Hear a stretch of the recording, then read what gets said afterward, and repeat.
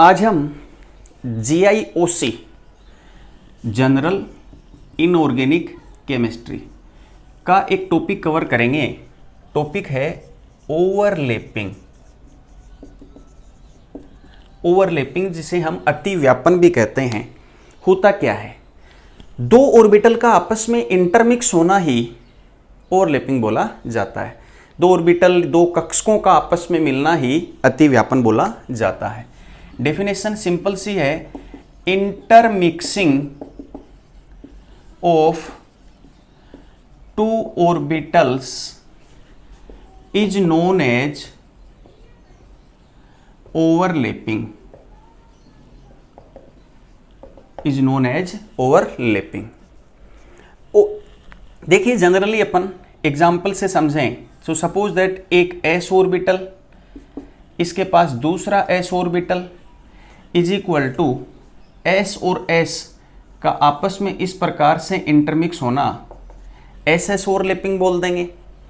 Same suppose that एक p orbital दूसरा p orbital आपस में इंटरमिक्स हो तो इसको PP ओवरलैपिंग बोल दी जाएगी। दो ऑर्बिटल का आपस में इंटरमिक्स होना ही क्या बोला जाता है। सपोज दैट एक d ऑर्बिटल है, दूसरा भी d ऑर्बिटल है, ये दोनों एक दूसरे की ओर अप्रोच करें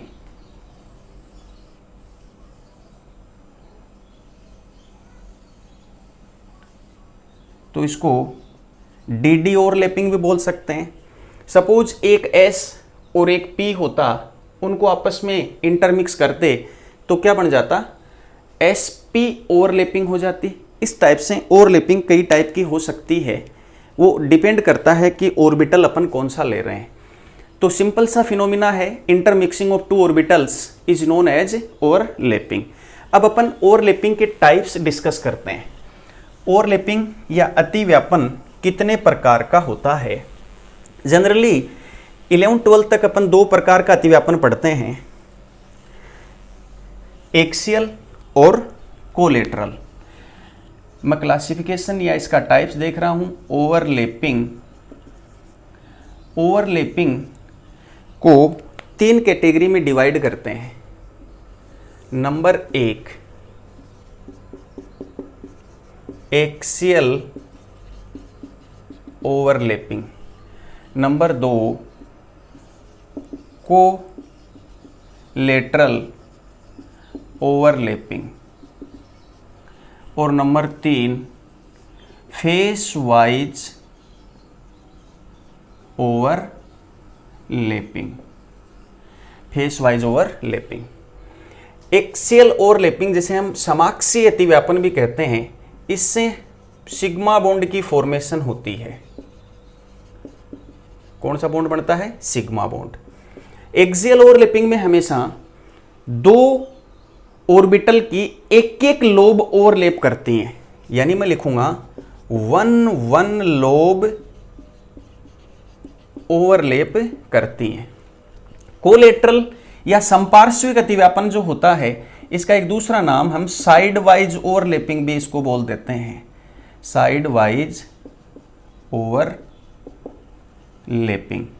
इसमें पाई बॉन्ड की फॉर्मेशन होती है, पाई बॉन्ड बनता है। और दूसरा, इसमें जो दोनों ऑर्बिटल की लोब आपस में इंटरमिक्स होती हैं वो दो लोब होती हैं। 2 लोब ओवरलैप करती हैं। फेस वाइज ओवरलैपिंग जो तीसरे टाइप का है, उसमें डेल्टा बॉन्ड की फॉर्मेशन होती है। कौन सा बॉन्ड, डेल्टा बॉन्ड। और इसमें जो दोनों ऑर्बिटल आपस में इंटरमिक्स होते हैं, उनकी 4 लोब ओवरलैप करती हैं। 4 लोब ओवरलैप करती हैं। ये जनरली इनकी मेन बातें। अब मैं इनको डिटेल से लूं, एक्सियल ओवरलैपिंग क्या होती है, उसके बाद कोलेटरल कैसे, उसके बाद फेस वाइज ओवरलैपिंग किस प्रकार से बताई जाती है। सबसे पहले नंबर 1 हेडिंग डाल दूं, एक्सियल ओवरलैपिंग। एक्सियल या अक्षीय, जिसे हम समाक्षीय, अक्षीय कुछ भी कहते हैं हिंदी में, अतिव्यापन जो होता है, इसकी देखो मेन बात जो है, इसकी डेफिनेशन क्या होती है। हियर मैं आपको पहले बता दूं कि दो ऑर्बिटल एक ही एक्सिस के अलोंग इंटरमिक्स हों, एक ही एक्सिस के अलोंग यदि आपस में मिलते हों दो कक्षक, तो उसको हम एक्सियल या अक्षीय अतिव्यापन कहते हैं, एक्सियल ओवरलैपिंग कहते हैं। Here intermixing of two orbitals takes place along the internuclear axis। सबसे इंपॉर्टेंट बात है, एक ही इंटरन्यूक्लियर एक्सिस के अलोंग यदि दो ऑर्बिटल आपस में अप्रोच करते हो तो उसको हम एक्सियल ओवरलैपिंग बोलते हैं। इसकी दो बातें और बता चुका हूं, वन लोब ओवरलैप होती है और सिग्मा बॉन्ड की फॉर्मेशन होती है। एग्जाम्पल देखें, सपोज एक एस ऑर्बिटल, दूसरा एस ऑर्बिटल, ये सपोज इंटरन्यूक्लियर एक्सिस है जिसके अलोंग ये एस और एस आ रहे हैं, तो इज इक्वल टू, इसको अपन ऐसे डिनोट कर देंगे कि ये एस एक ही एक्सिस के अलोंग एक दूसरे के साथ इंटरमिक्स हो रहे हैं, तो एस एस ओवरलैपिंग हमेशा कौन सा बॉन्ड बनता है? सिग्मा बॉन्ड बनता है। सपोज एक P और दूसरा S है, एक्सिस अपनी ये है इंटरन्यूक्लियर एक्सिस जिसको कह रहे हैं, इज इक्वल टू,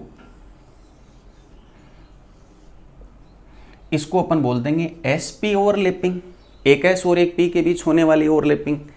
इससे भी कौन सा बॉन्ड बनेगा? सिग्मा बॉन्ड बनेगा। सेम इसी टाइप दो P ऑर्बिटल भी हो सकते हैं एक ही एक्सिस के along, is equal to,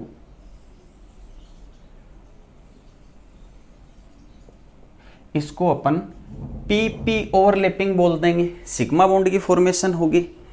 same ऐसे ही सपोज दैट एक D ऑर्बिटल हो और दूसरा भी D ऑर्बिटल हो, एक ही एक्सिस के अलोंग ये एक दूसरे की ओर अप्रोच कर रहे हों, तो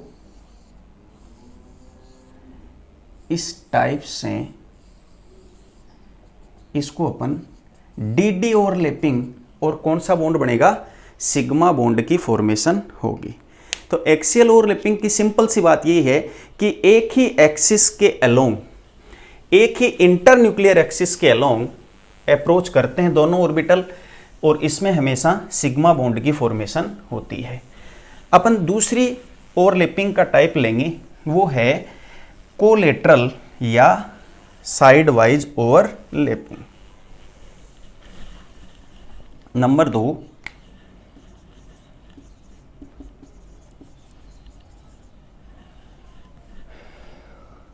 कोलेटरल ओवरलैपिंग।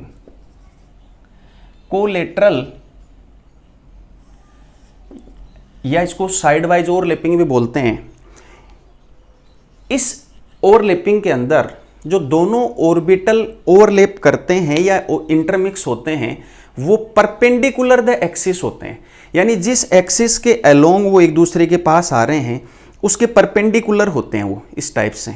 सपोज दैट मेरी एक्सिस ये है, वो दोनों ऑर्बिटल इस टाइप से होंगे, उसके परपेंडिकुलर होंगे वो, और इस प्रकार से साइड से वो ओवरलैप करते हों, तो इसको हम साइड वाइज या कोलेटरल ओवरलैपिंग बोलते हैं। Here intermixing of two orbitals takes place perpendicular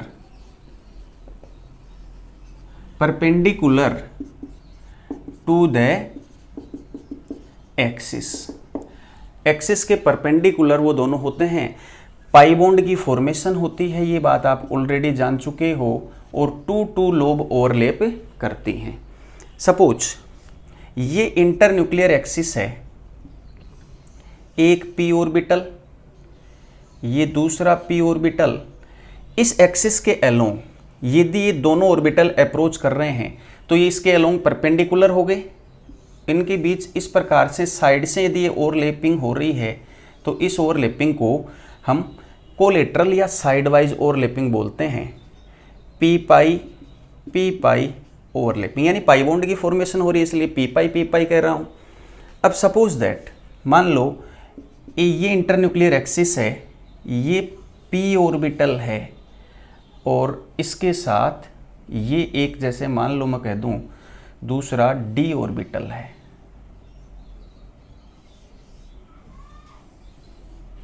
ठीक है, इनके बीच ये इस प्रकार से यदि ओवरलैपिंग हो तो इसको अपन क्या बोलेंगे, p पाई d पाई ओवरलैपिंग नाम दे देंगे। इसी प्रकार ये अपनी मान लो इंटरन्यूक्लियर एक्सिस है, एक d ऑर्बिटल और दूसरा भी d ऑर्बिटल, दो लोब दोनों की आपस में इंटरमिक्स होती हैं इसमें, तो इसको हम d पाई ओवरलैपिंग नाम दे देते हैं। इस प्रकार से ये कल कई टाइप की हो सकती है, वो डिपेंड करता है कि किस प्रकार के ऑर्बिटल आपस में इंटरमिक्स हो रहे हैं। नंबर 3 की चर्चा करते हैं, वो है फेस वाइज ओवरलैपिंग, जिसमें डेल्टा बॉन्ड की फॉर्मेशन होती है। Number 3, face wise overlapping. Face wise overlapping it is, देखो पहले तो मैं आपको बता दूं ये भी इंटरन्यूक्लियर एक्सिस के परपेंडिकुलर ही ओवरलैपिंग होती है, इंटरमिक्सिंग होती है।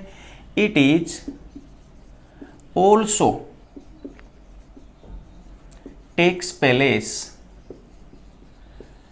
परपेंडिकुलर टू द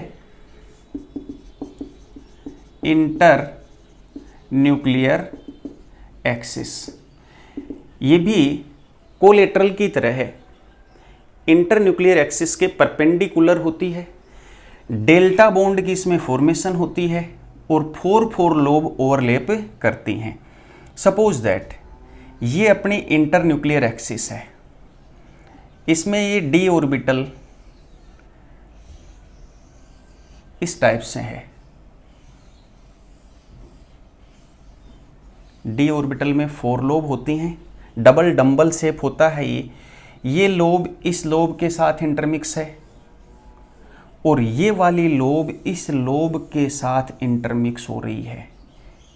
फेस से फेस इंटरमिक्स होता है इसमें लोब का, ये इस प्रकार से है ऐसे। तो इस ओवरलैपिंग को फेस वाइज ओवरलैपिंग बोला जाता है, डेल्टा बॉन्ड इसमें बनता है।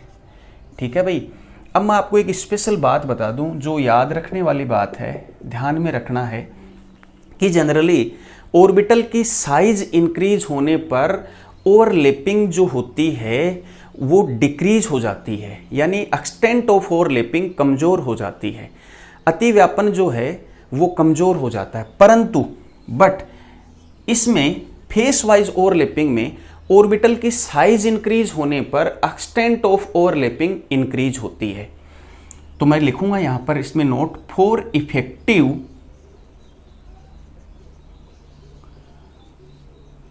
Effective face wise overlapping, face wise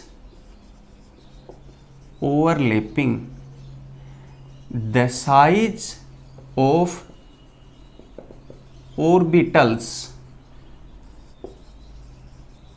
should be large.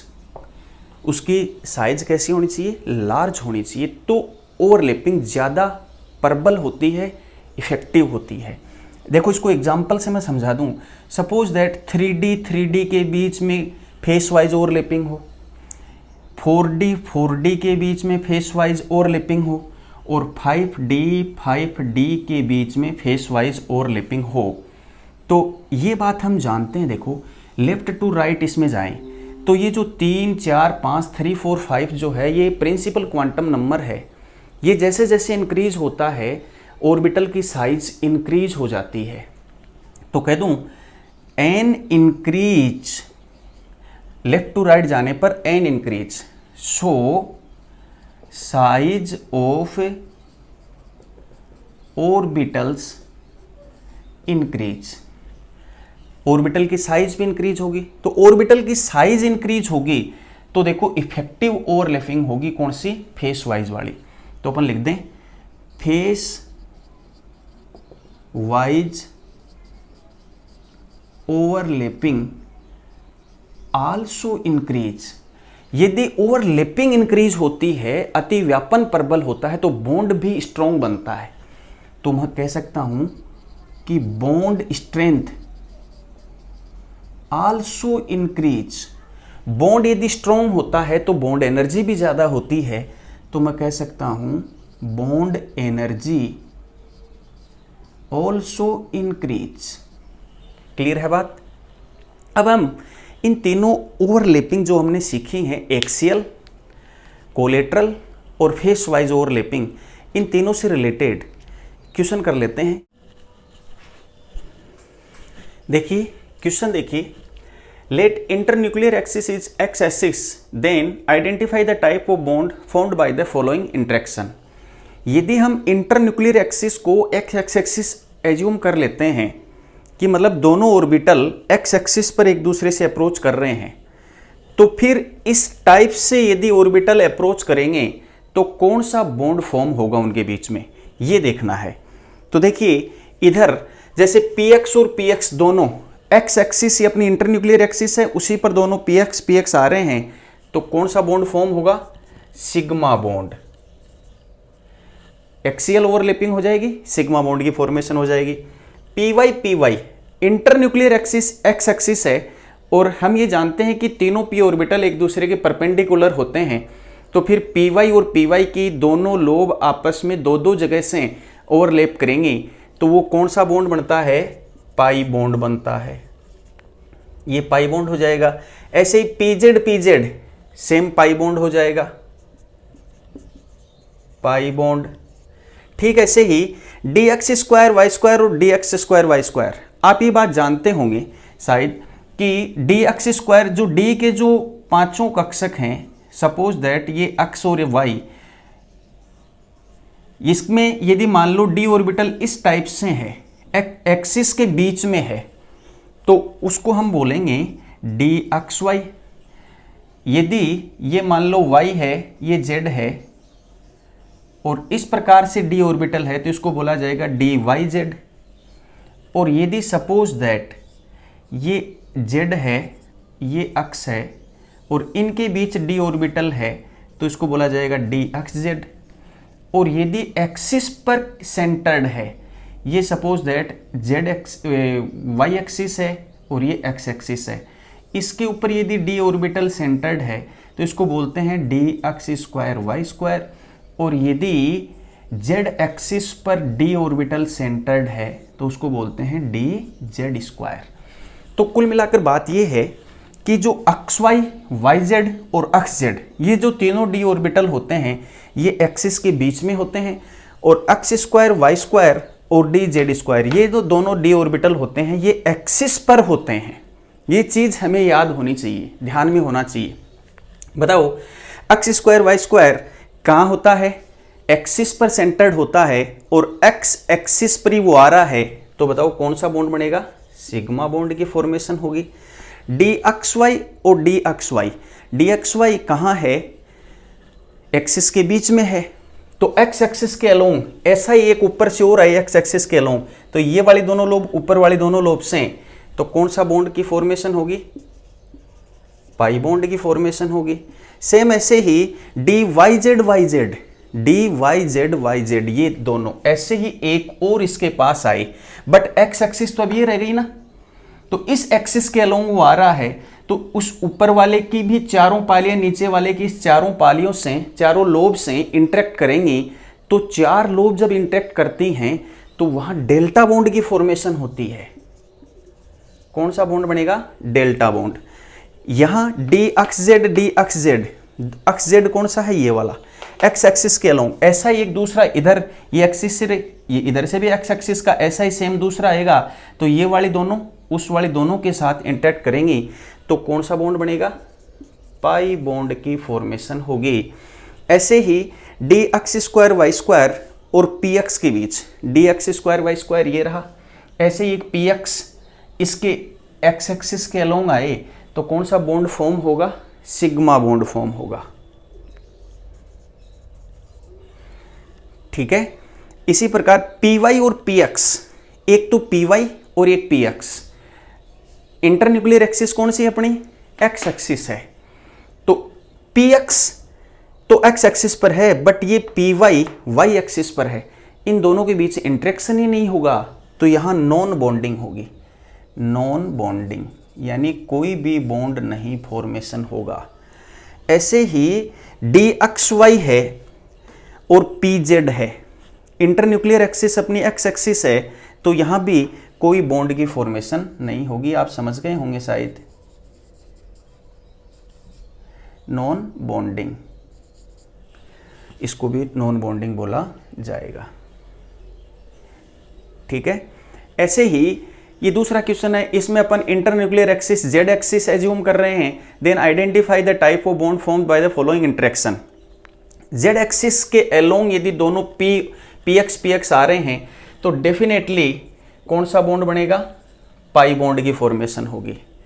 Same ऐसे ही D x square Y square और d x square Y square ये दोनों ये वाले जेड एक्सिस के अलोंग आ रहा है, तो बताओ इसमें जेड एक्सिस तो ये रह गई ना, इसी के अलोंग दूसरा जाए तो ये चारों पालियां या चारों लोब आपस में इंटरेक्ट होंगी तो ये कौन सा बॉन्ड बनेगा, डेल्टा बॉन्ड की फॉर्मेशन होगी। इसमें डी एक्स वाई और डी एक्स वाई दोनों जेड एक्सिस के अलोंग आए, ये वाला इसमें बोलो जेड एक्सिस ये रह गई तो इसमें भी ये ऐसे ही दूसरा इस जेड एक्सिस के अलोंग जाएगा तो कौन सा बॉन्ड बनेगा, डेल्टा बॉन्ड की फॉर्मेशन होगी। पीजेड के बीच पीजेड जेड एक्सिस सी इंटरन्यूक्लियर एक्सिस है तो सिग्मा बॉन्ड की फॉर्मेशन होगी। D X Y sorry D Y Z कौन सा है, ये रहा। ऐसा ही दूसरा डी वाई जेड एक्सिस कौन सी है, जेड एक्सिस, इसके अलोंग आएगा, ये दोनों ऊपर वाले दोनों के साथ पाई बॉन्ड की फॉर्मेशन होगी। और इसी प्रकार यदि हम लास्ट वाला देखें तो डी एक्स जेड कौन सा है, ये वाला। ऐसा ही दूसरा एक्स जेड और वो भी जेड एक्सिस के अलोंग आ रहा हो तो पाई बॉन्ड की फॉर्मेशन होगी। इस टाइप से अपन कौन से ऑर्बिटल एक दूसरे से अप्रोच कर रहे हैं तो बॉन्ड कौन सा बनेगा ये निकाल सकते हैं। जैसा कि अपन ने देखा कि अपने को कोई भी इंटरन्यूक्लियर एक्सिस दे दे तो फिर दो ऑर्बिटल अप्रोच करें तो हम उनके बीच में बॉन्ड बता सकते हैं कि कौन से बॉन्ड की फॉर्मेशन होगी। कई बार अपने को इंटरन्यूक्लियर एक्सिस नहीं बताता है तो जेड एक्सिस को इंटरन्यूक्लियर एक्सिस एज्यूम किया जाता है। It means by default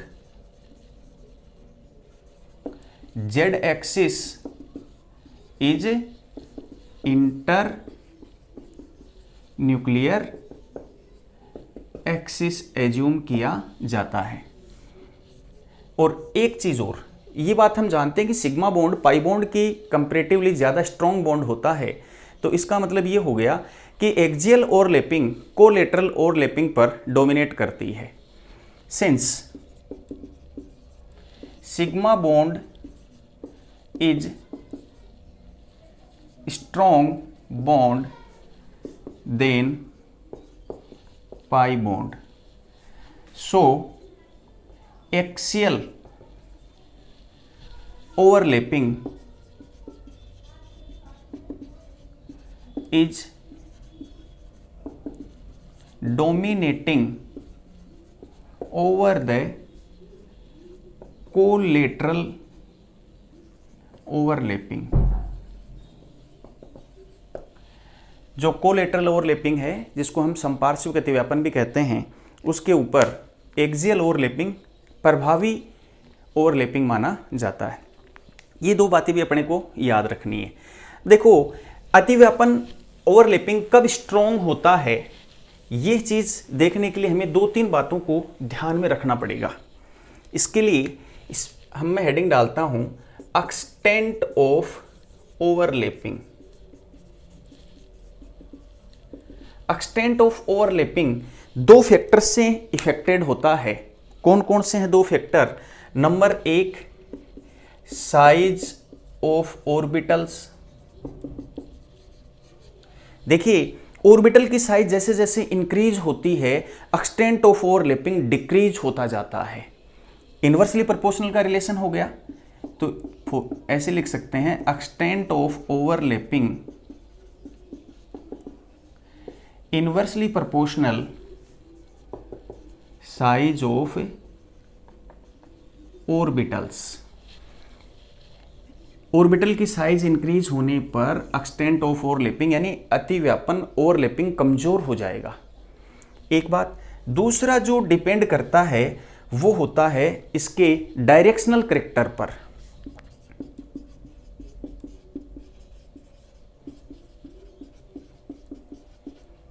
directional character, extent of overlapping directional character के डायरेक्टली प्रोपोर्शनल होता है। मतलब extent of overlapping directly proportional directional character of orbitals. Orbital में डायरेक्शनल कैरेक्टर जितने ज्यादा होंगे उसकी एक्सटेंट ऑफ ओवरलैपिंग भी उतनी ही ज्यादा होगी, यानी वो ओवरलैपिंग उतना ही स्ट्रॉन्ग होगा। ये दोनों पॉइंट हमें ध्यान रखने हैं। इन्हीं दोनों पॉइंट के बेस पर हम कई प्रकार के क्वेश्चन सोल्व कर सकते हैं। अब इन्हीं से रिलेटेड, एक्सटेंट ऑफ ओवरलैपिंग से रिलेटेड आपको कुछ स्पेशल पॉइंट मैं और बताता हूं। देखो, एग्जाम्पल के लिए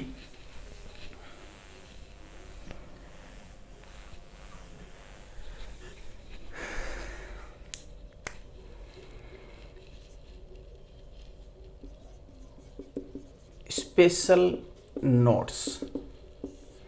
नोट्स में नंबर 1 देखो, ऑल हाइब्रिड ऑर्बिटल जितने भी होते हैं उनमें डायरेक्शनल नेचर हमेशा ज्यादा होती है, डायरेक्शनल कैरेक्टर उनमें ज्यादा होता है। पहला पॉइंट क्या लिख रहा हूं? All hybrid orbitals have more directional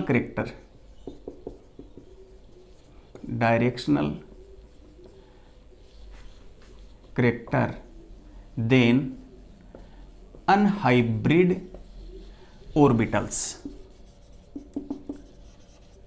समझिए इस बात को। सपोज दैट ये हाइब्रिड ऑर्बिटल है, इसके बाद ये अनहाइब्रिड ऑर्बिटल है और ये भी अनहाइब्रिड ऑर्बिटल है। सपोज दैट मैं इसको कोई सा भी नाम दे दूं, जैसे sp हाइब्रिड ऑर्बिटल कह दिया। ये हम जानते हैं p ऑर्बिटल है, ये s ऑर्बिटल है। तो इनमें डायरेक्शनल कैरेक्टर का ऑर्डर क्या होगा? हाइब्रिड ऑर्बिटल में हमेशा ज़्यादा होता है, फिर उसके बाद p ऑर्बिटल में डायरेक्शनल प्रॉपर्टी होती है, और s ऑर्बिटल में तो डायरेक्शनल प्रॉपर्टी दिशात्मक गुण होता ही नहीं है। ये किसका ऑर्डर है? Directional character order, directional character का ऑर्डर। हाइब्रिड ऑर्बिटल में हमेशा ज्यादा होते हैं डायरेक्शनल प्रॉपर्टीज, फिर p और उसके बाद में s।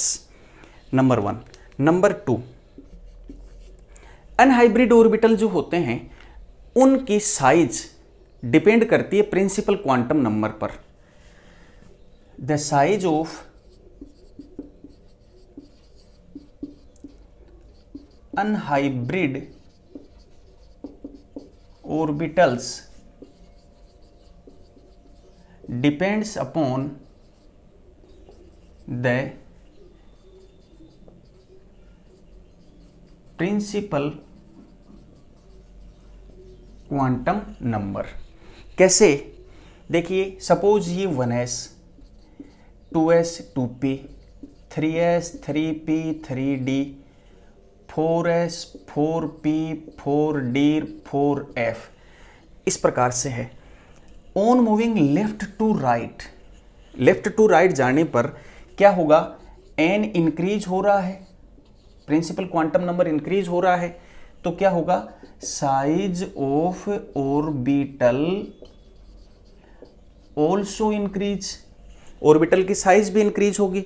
ऑर्बिटल की साइज इंक्रीज होने पर हमने अभी फॉर्मूला देखा था कि साइज एक्सटेंट ऑफ ओवरलैपिंग के इन्वर्सली प्रोपोर्शनल होती है। तो बताइए साइज जब इंक्रीज होगी तो एक्सटेंट ऑफ ओवरलैपिंग डिक्रीज हो जाएगी। Extent of overlapping decrease, extent of overlapping decrease हो जाएगी तो bond strength and bond energy भी क्या हो जाएगी? Decrease. Bond strength and bond energy भी क्या हो जाएगी? डिक्रीज हो जाएगी। ये 2 पॉइंट हो गए। इसके बाद तीसरा पॉइंट, हाइब्रिड ऑर्बिटल जो होते हैं, जो संकृत कक्षक जिनको अपन कहते हैं, उनमें उनकी जो साइज होती है वो अलग अलग होती है बट उनकी शेप एक होती है। तीसरा point, all hybrid orbitals have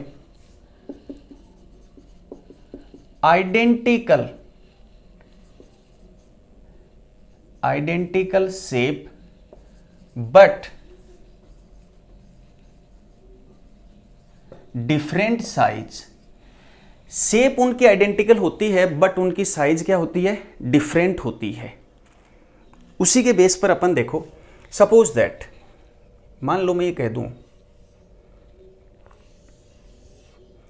ये है sp3 हाइब्रिड ऑर्बिटल, ये है sp2 हाइब्रिड ऑर्बिटल और ये है sp हाइब्रिड ऑर्बिटल्स। देखो शेप जो है वो तो सेम है बट जो साइज है वो अलग अलग है। ये बात हम जानते हैं परसेंट एस करेक्टर अपन निकाल सकते हैं। बताओ इसमें परसेंट एस करेक्टर कितना होता है? 25%। एक एस और 3 पी, 4 में से एस कितना है? 25%। यहाँ कितना है? ऑलमोस्ट 33.33% और यहाँ कितना है? 50%। देखिए अप टू डाउन जाएंगे इसके अंदर अपन, मतलब sp3 से sp2, sp2 से sp की ओर, तो ये जो साइज है ये डिक्रीज होती जाती है। तो क्या लिखूं? Size of orbitals decreases. Orbital की साइज डिक्रीज होती है तो एक्सटेंट ऑफ ओवरलैपिंग क्या होती है? Increase. Extent of overlapping increases. Extent of overlapping increases तो bond strength and bond energy ये भी क्या होंगे? इंक्रीजेज। और जैसे जैसे साइज डिक्रीज होती है, साइज डिक्रीज होती है ऑर्बिटल की, तो परसेंट एस करेक्टर इंक्रीज होता है। अप टू डाउन जाने पर परसेंट एस करेक्टर क्या होता है? इंक्रीज होता है। यानी जिसमें परसेंट एस करेक्टर ज्यादा होंगे उसकी साइज छोटी होगी। क्लियर है बात? इसका मतलब वही बात आ गई कुल मिलाकर के कि साइज जितनी छोटी होगी एक्सटेंट ऑफ ओवरलैपिंग उतनी ही ज्यादा होगी। तीसरा स्पेशल पॉइंट। अब इसके बाद चौथा स्पेशल पॉइंट, इसका मैं एक एग्जांपल भी आपको करके बता दूं कि सपोज दैट, अभी देखो सपोज दैट मान लो ये है, ये कार्बन, ये हाइड्रोजन, ये कार्बन, ये हाइड्रोजन, ये हाइड्रोजन। वी नो दैट ये कार्बन sp3 हाइब्रिडाइजेशन में है, ये वाला कार्बन sp2 हाइब्रिडाइजेशन में है और ये वाला कार्बन sp हाइब्रिडाइजेशन में है। अब यहाँ हाइड्रोजन का तो s ऑर्बिटल ही पार्टिसिपेट कर रहा है तीनों के साथ, तो ये कौन सा ओवरलैपिंग बोला जाएगा? sp3s। ये कौन सा बोला जाएगा? sp2s। ये कौन सा बोला जाएगा? sps। अभी आपको बताया, देखो एस तो सिमिलर है सब में, बट sp की साइज छोटी होती है, sp हाइब्रिड ऑर्बिटल की साइज छोटी है, तो एक्सटेंट ऑफ ओवरलैपिंग ज्यादा होगी। तो मैं कह दूं on moving up to down क्या होगा, size of orbitals, size of hybrid orbitals क्या होती है, डिक्रीज। तो एक्सटेंट ऑफ ओवरलैपिंग क्या होगी, इंक्रीज। तो मतलब कुल मिलाकर बात ये हो गई कि ये बॉन्ड ज्यादा स्ट्रॉन्ग बॉन्ड है। जो sp हाइब्रिड कार्बन से जो अटैच है वो हाइड्रोजन वाला बॉन्ड ज्यादा स्ट्रॉन्ग बॉन्ड है, तो इसकी बॉन्ड एनर्जी भी ज्यादा होगी और बॉन्ड स्ट्रेंथ भी ज्यादा होगी। क्लियर है बात। इसके बाद चौथा नेक्स्ट जो स्पेशल पॉइंट है अपना, स्पेशल नोट्स जो ले रहे हैं उनमें, कि यदि मान लो कई बार क्या होता है कि साइज और डायरेक्शनल कैरेक्टर दोनों एक साथ वेरी करते हैं। Next point, if size as well as directional character vary at same time, then, मतलब कहने का ये है कि साइज और डायरेक्शनल कैरेक्टर दोनों एक साथ चेंज हो रहे हों, तो उस समय हमें किसको प्रायोरिटी देनी है, उस समय साइज को प्रायोरिटी दी जाती है हमेशा। Then size is dominating factor, उस समय साइज डोमिनेटिंग फैक्टर होता है किस पर, डायरेक्शनल कैरेक्टर पर। सपोज दैट देखो 1s के बीच इंटरेक्शन हो रहा हो और एक 2p के बीच इंटरेक्शन हो रहा हो, तो एक्सटेंट ऑफ ओवरलैपिंग कहां ज्यादा होगी, यहां ज्यादा होगी 1s के बीच में। एक्सटेंट ऑफ ओवरलैपिंग,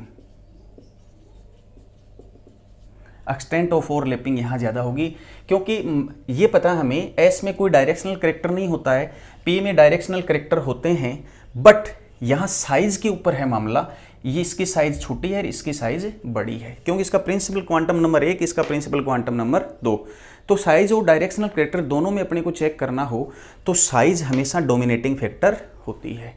क्लियर है। इसी से रिलेटेड, यानी मैंने जो 4 स्पेशल नोट्स आपको बताएं, इससे रिलेटेड अपने क्वेश्चन करके देखते हैं। जैसा कि अपन ने ओवरलैपिंग के अंदर एक्सटेंट ऑफ ओवरलैपिंग के लिए अपने 3-4 स्पेशल पॉइंट देखे थे, उन्हीं के बेस पर अपनी ये क्वेश्चन करने जा रहे हैं। क्वेश्चन है, arrange the following in decreasing order of extent of overlapping. Extent of overlapping का डिक्रीजिंग ऑर्डर हमें बताना है इसके अंदर। पहला देखिए 1s 1s 2s 2s 3s 3s 4s 4s। We know that इधर जा रहे हैं अपन तो प्रिंसिपल क्वांटम नंबर इंक्रीज हो रहा है, इसका मतलब साइज भी इंक्रीज होगी। साइज इंक्रीज होने पर एक्सटेंट ऑफ ओवरलैपिंग डिक्रीज हो जाती है। तो डिक्रीजिंग ऑर्डर बताना हमें, तो सबसे ज्यादा डिक्रीजिंग ऑर्डर किसका होगा, 1 नंबर का। सॉरी, सबसे ज्यादा एक्सटेंट ऑफ ओवरलैपिंग किसकी होगी, 1 नंबर की, उसके बाद 2, उसके बाद 3, उसके बाद 4, 1 2 3 4 ऐसे नंबर देख के मैं इनका ऑर्डर दे रहा हूं। Number 2 sp sp sp2 sp2 sp3 sp3। हम जानते हैं sp हाइब्रिड ऑर्बिटल की साइज छोटी तो एक्सटेंट ऑफ ओवरलैपिंग ज्यादा, ये भी हम देख चुके हैं। इसमें सबसे ज्यादा ओवरलैपिंग होगी। इसमें ऐसे ही sp sp2 sp3, s तो कॉमन है तो इसमें भी ये ऑर्डर हो जाएगा 1 2 एंड 3।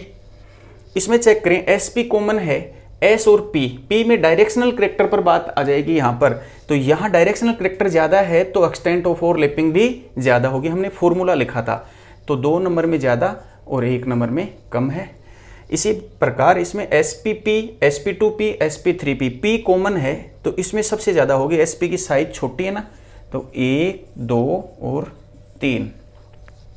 ss pp और sp, यहाँ pp के बीच सिग्मा बॉन्ड की फॉर्मेशन बताई जा रही है, तो यहाँ 2 नंबर में सबसे ज़्यादा डायरेक्शनल कैरेक्टर भी है, सिग्मा बॉन्डिंग भी है, उसके बाद इसमें 3 नंबर में और सबसे कम किसमें 1 नंबर में होगी।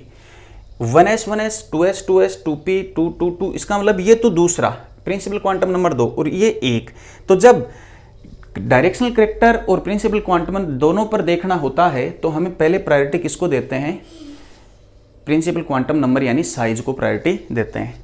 तो 1 नंबर में एक्सटेंट ऑफ ओवरलैपिंग सबसे ज़्यादा होगी, एक्सटेंट ऑफ ओवरलैपिंग सबसे ज़्यादा होगी 1 नंबर में। उसके बाद अब 1 2 3 4 5 यानी 2 3 4 5 में यदि चेक करें अपन तो इसमें ज़्यादा होगी, क्योंकि इसमें दोनों ही p हैं, सिग्मा बॉन्डिंग भी है, स्ट्रॉन्ग ओवरलैपिंग है। तो ये 3 नंबर पर आ रहा है, 1 के बाद 3, 3 के बाद कौन आएगा, इसमें देखो यहाँ पाई है तो ये वीक बॉन्ड है, ये आ जाएगा। ये कितने नंबर पर है, 1 2 3 और 4 नंबर पर है। उसके बाद कौन आएगा, उसके बाद ये 2 नंबर आएगा और सबसे कम किसका होगा, 5 नंबर का होगा। क्लियर है बात। इसी प्रकार इसमें 8वें क्वेश्चन में देखो 3D 3D 4D 4D 5D 5D के बीच ये कह रहा है सिग्मा बॉन्ड का ऑर्डर क्या होगा, पाई बॉन्ड का और डेल्टा बॉन्ड का। सिग्मा हो पाई हो, इन दोनों में जब साइज इंक्रीज होती है ऑर्बिटल की तो एक्सटेंट ऑफ ओवरलैपिंग डिक्रीज हो जाती है। तो यहाँ इसकी साइज सबसे छोटी, तो सिग्मा बॉन्ड के लिए ऑर्डर हो गया 1 2 एंड 3। पाई बॉन्ड में भी सेम ही ऑर्डर होता है 1 2 एंड 3। बट डेल्टा बॉन्ड में ऑर्बिटल की साइज लार्ज होनी चाहिए। नोट डाल के लिखवाया था मैंने कि ऑर्बिटल जितना लार्ज होगा डेल्टा बॉन्डिंग या उसमें एक्सटेंट ऑफ ओवरलैपिंग उतनी ही ज़्यादा होगी। तो इसमें ऑर्डर उल्टा होगा 3 2 एंड 1। नेक्स्ट क्वेश्चन देखो, arrange the following in decreasing strength of indicated bond. जो बॉन्ड को इंडिकेट किया गया है उसकी स्ट्रेंथ हमें बतानी है। सो इसमें भी हम वैसे ही देखेंगे। देखो ये हाइड्रोजन जो है ये sp3 हाइब्रिड कार्बन से अटैच है, ये sp2 से अटैच है और ये sp हाइब्रिड कार्बन से अटैच है। फैसला हो गया। हाइड्रोजन Ha Hb और Hc स्पेशल नाम दे रखे हैं। तो Hc की स्ट्रेंथ सबसे ज़्यादा, फिर Hb और फिर Ha, क्योंकि इसमें sp3 है। साइज जितनी छोटी होगी एक्सटेंट ऑफ ओवरलैपिंग उतनी ही ज़्यादा होगी। ये ऑर्डर हो गया इसका। ठीक है भैया। इसी प्रकार इसमें देख लो, ये वाला sp3 हाइब्रिड ऑर्बिटल है, ये वाला sp3 हाइब्रिडाइजेशन में है, ये वाला sp2 में है और ये वाला sp हाइब्रिडाइजेशन में है। तो sp वाला सबसे स्ट्रॉन्ग ओवरलैपिंग करेगा, तो इसका मतलब Hc में सबसे ज़्यादा, फिर उसके बाद Ha आएगा और उसके बाद आएगा Hb, उसमें सबसे वीक होगी। ये बॉन्ड की स्ट्रेंथ देख रहे हैं अपन। तीसरे में आ जाओ, sp जैसा कि लिखा हुआ है यहाँ, ये कौन सा होगा, sp2 हो जाएगा। ये भी कौन सा होगा, sp2, बट ये sp हो जाएगा। और ये वाला sp3 और ये वाला भी sp3 हाइब्रिड कार्बन है। इन्हीं के बेस पर अपन देखेंगे। तो देखो ये sp और किसी में नहीं है, तो स्मॉल साइज है, छोटी साइज है। छोटी साइज वालों में एक्सटेंट ऑफ ओवरलैपिंग ज़्यादा होती है, A में सबसे ज़्यादा। उसके बाद आएगा तो वो आएगा C, क्योंकि इसमें sp के साथ sp2 C। उसके बाद आएगा B, क्योंकि इनमें दोनों sp2 आ रहे हैं। और उसके बाद आएगा D, यानी D में एक्सटेंट ऑफ ओवरलैपिंग सबसे कमज़ोर है। सेम ऐसे ही चौथे में आ जाओ। इसमें यहाँ ये हाइड्रोजन को ब्रेक करना है, ये हाइड्रोजन है, ये हाइड्रोजन है, इस बॉन्ड की स्ट्रेंथ हमें देखनी है। तो ये देखो, ये sp3 हाइब्रिड कार्बन है, ये भी sp3 हाइब्रिड कार्बन है और ये वाला भी sp3 हाइब्रिड कार्बन एटम है। तीनों sp3 हैं। तो इस केस में हम किस प्रकार से डिसाइड करेंगे कि एक्सटेंट ऑफ ओवरलैपिंग ज़्यादा कहाँ होगी। ऐसे में हम बॉन्ड का फ्री रेडिकल बना करके चेक करते हैं। इसका फ्री रेडिकल बनाएंगे, इसका भी फ्री रेडिकल, इससे भी फ्री रेडिकल। ये 1 डिग्री फ्री रेडिकल बनेगा, ये वाला 2 डिग्री फ्री रेडिकल बनेगा और यहाँ से 3 डिग्री फ्री रेडिकल जनरेट होगा। 3 डिग्री फ्री रेडिकल की स्टेबिलिटी चेक करेंगे अपन कि 3 डिग्री की सबसे ज़्यादा होती है, फिर 2 डिग्री की, फिर 1 डिग्री की। यानी फ्री रेडिकल की स्टेबिलिटी का ऑर्डर हम जानते हैं। तो जितनी ज़्यादा स्टेबिलिटी होगी फ्री रेडिकल की, वो बॉन्ड उतना ही वीक होगा।